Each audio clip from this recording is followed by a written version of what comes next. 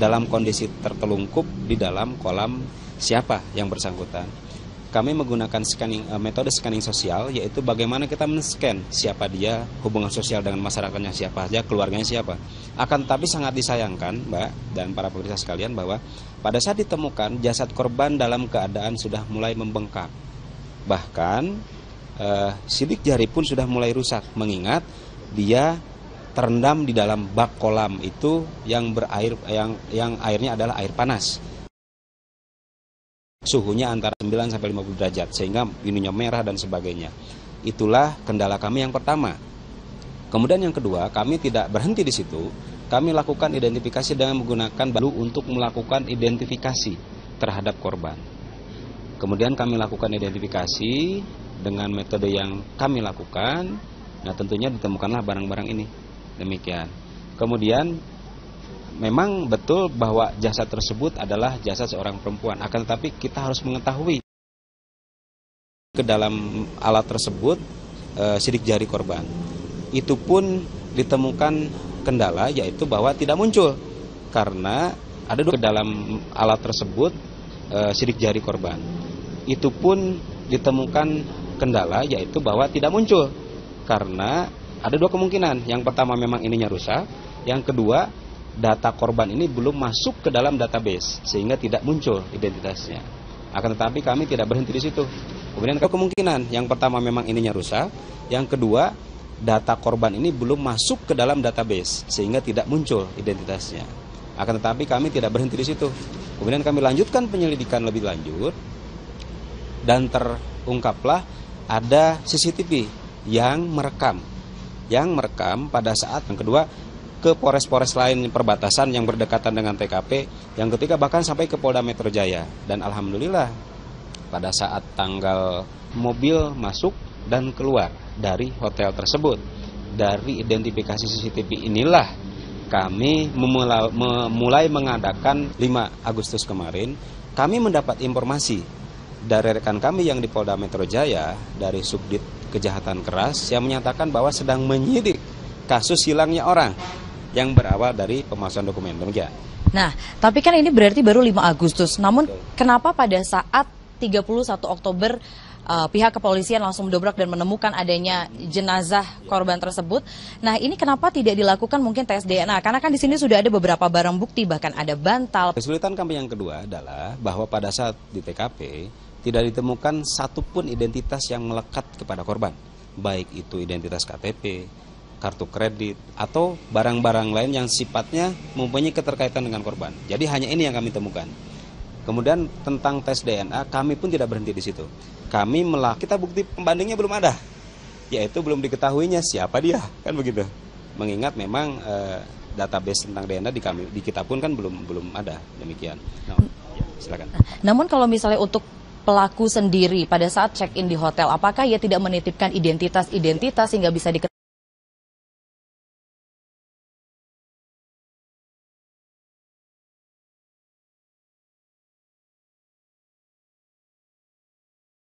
dan di CCTV pun juga kasus hilangnya orang yang berawal dari pemalsuan dokumen. Demikian. Nah, tapi kan ini berarti baru 5 Agustus. Namun kenapa pada saat 31 Oktober setelah kami periksa tidak. Hanya menyampaikan saya akan nginap di sini, saya bayar 300.000 untuk 1x24 jam ke depan dan nama saya adalah X.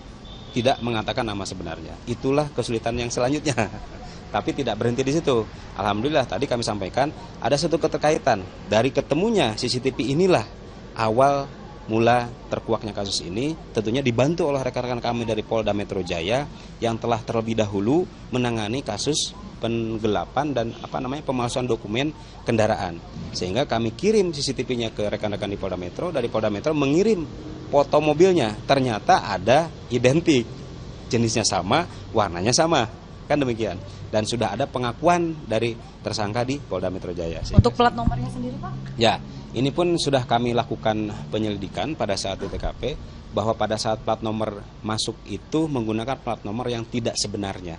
Itu pun salah satu kesulitan kami sudah zoom, bahkan kami sudah kirim untuk menzoom plat nomor tersebut ke laboratorium forensik, dan plat nomor yang digunakan adalah plat nomor yang tidak terdaftar, artinya palsu. sehingga sulit untuk mengidentifikasi. Tapi dari jenis mobil dan warna mobil identik dan sama persis dengan apa yang tadi kita gelar pagi-pagi di sini. Berarti ini mengindikasikan bahwa sebenarnya pelaku ini sudah merencanakan ya Pak, terkait dengan prosesnya, bahkan dia sampai sudah mengganti plat mobilnya, bahkan juga sempat di CCTV terlihat sebenarnya pelaku ini sempat menengok kiri kanan seperti waspada sekali. Ini bagaimana ini Pak? Nah ini kami tentang terkait dengan berencana atau tidak, tentunya kami harus melakukan pemeriksaan secara intensif karena kami belum melakukan pemeriksaan secara holistik. Kami baru melakukan pemeriksaan selama 3 hari ini. Berikan waktu kepada kami untuk mengungkap lebih dalam tentang hal tersebut. Apakah ini berencana atau tidak, dan apakah ada faktor lain dan sebagainya. Berikanlah waktu untuk kami menyidik lebih dalam. Demikian. Berarti untuk penyelidikan terbaru saat ini apa yang tengah dilakukan oleh pihak kepolisian maupun juga Polda Metro Jaya Pak? Tentunya kami tidak berhenti di sini, kami pun sudah melakukan rapat koordinasi dengan Bapak Direktur Kriminal Umum yang tadi datang ke sini dan memimpin rapat untuk membentuk tim gabungan penyidikan yang mana akan kita adakan penyidikan lebih lanjut untuk mengungkap kasus ini secara holistik, secara menyeluruh, dan untuk mencari persesuaian antara alat bukti yang ditemukan di sini dengan yang di Polda Metro. Demikian. Dalam kondisi tertelungkup di dalam kolam siapa yang bersangkutan. Kami menggunakan metode scanning sosial, yaitu bagaimana kita men-scan siapa dia, hubungan sosial dengan masyarakatnya siapa saja, keluarganya siapa.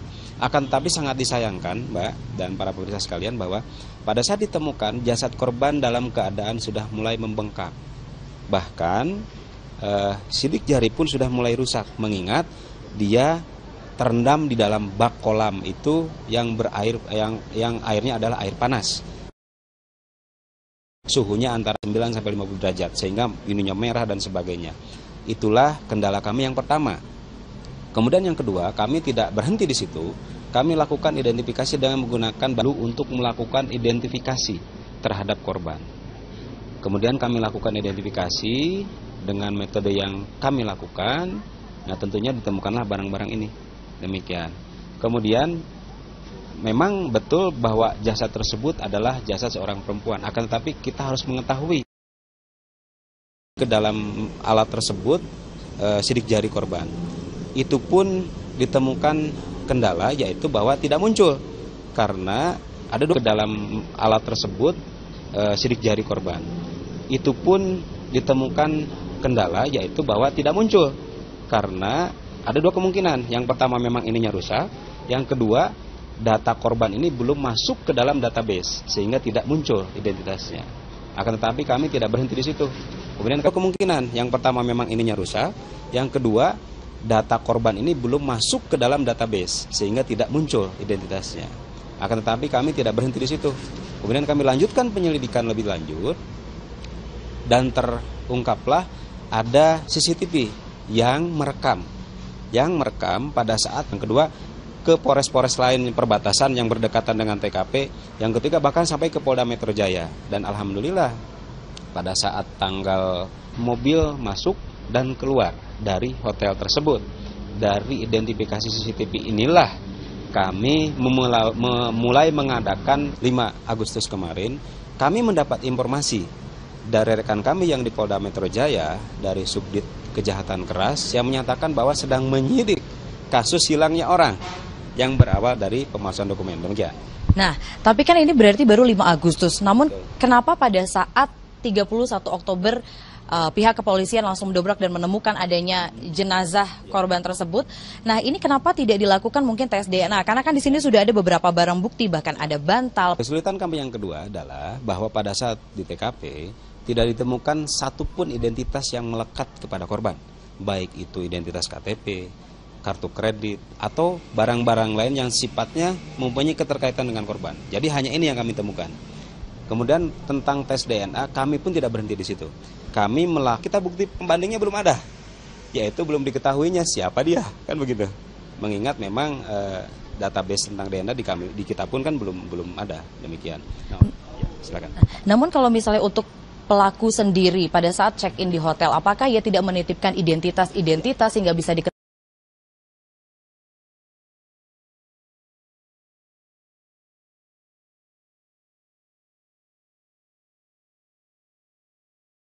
diketahui dan di CCTV pun juga.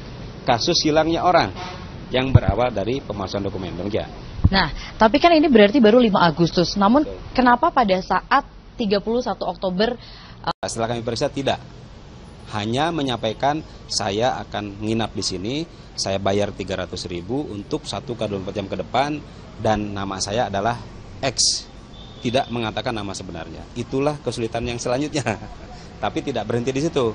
Alhamdulillah tadi kami sampaikan ada satu keterkaitan. Dari ketemunya CCTV inilah awal mula terkuaknya kasus ini, tentunya dibantu oleh rekan-rekan kami dari Polda Metro Jaya yang telah terlebih dahulu menangani kasus penggelapan dan pemalsuan dokumen kendaraan.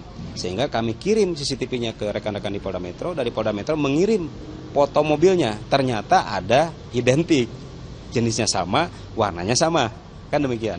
Dan sudah ada pengakuan dari tersangka di Polda Metro Jaya. Untuk plat nomornya sendiri, Pak? Ya, ini pun sudah kami lakukan penyelidikan pada saat di TKP, bahwa pada saat plat nomor masuk itu menggunakan plat nomor yang tidak sebenarnya. Itu pun salah satu kesulitan kami sudah zoom, bahkan kami sudah kirim untuk menzoom plat nomor tersebut ke laboratorium forensik, dan plat nomor yang digunakan adalah plat nomor yang tidak terdaftar, artinya palsu, sehingga sulit untuk mengidentifikasi. Tapi dari jenis mobil dan warna mobil identik dan sama persis dengan yang tadi kita gelar pagi-pagi di sini. Berarti ini mengindikasikan bahwa sebenarnya pelaku ini sudah merencanakan ya Pak, terkait dengan prosesnya, bahkan dia sampai sudah mengganti plat mobilnya, bahkan juga sempat di CCTV terlihat sebenarnya pelaku ini sempat menengok kiri kanan seperti waspada sekali. Ini bagaimana ini Pak? Nah ini kami tentang terkait dengan berencana atau tidak, tentunya kami harus melakukan pemeriksaan secara intensif.